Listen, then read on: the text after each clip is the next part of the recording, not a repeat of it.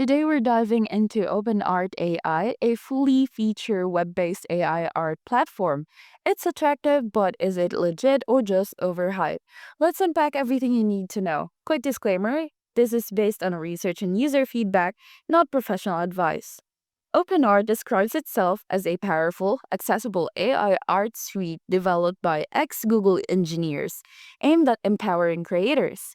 The site highlights capabilities like text-to-image generation, video conversion, sketch-to-image, character creation, upscaling, in-painting, and more, all from your browser.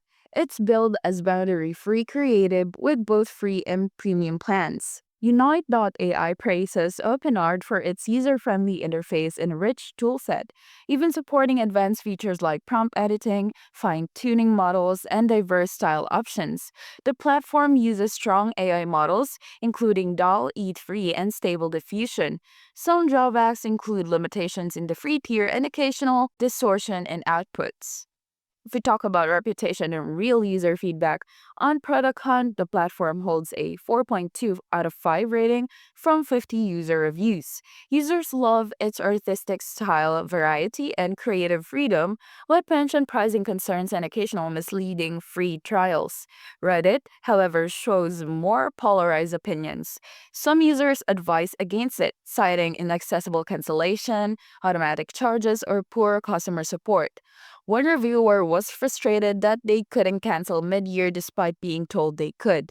Others say it works well for basic creations, especially when hardware is limited. Why are people drawn to it? OpenArt's appeal is clear. No software installations, instant prototyping, advanced tools for both beginners and pros, and the allure of web based AI art generation. The promise of multiple media formats, such as image, video, style transfer, all in one place is compelling.